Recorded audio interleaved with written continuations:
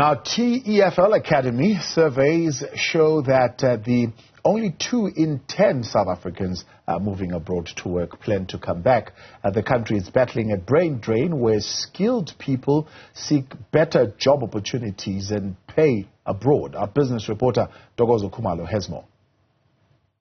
The UK, Australia and the US remain the top immigration destinations for hundreds of thousands of South Africans.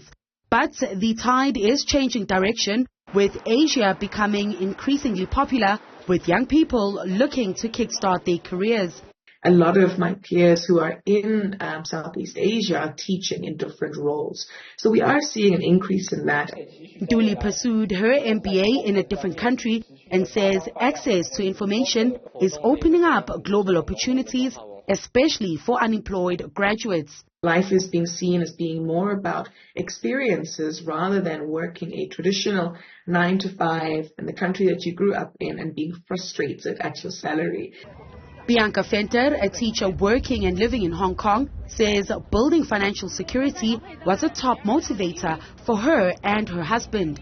We just decided to come here for a few years and then see how it goes and then be able to, buy a property or have some savings.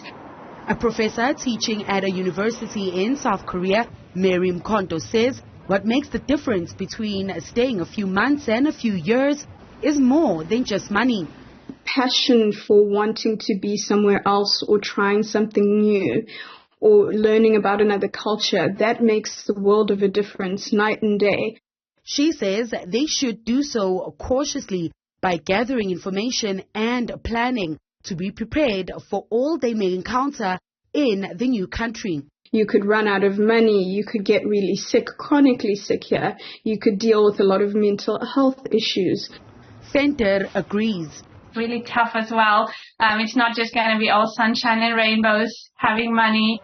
Raisa Rufino works for a digital agency based in Thailand, and while she had turned down an opportunity to work overseas, she would grab the opportunity should it present itself again. If the opportunity did arise again, I would take it on with both hands, I guess.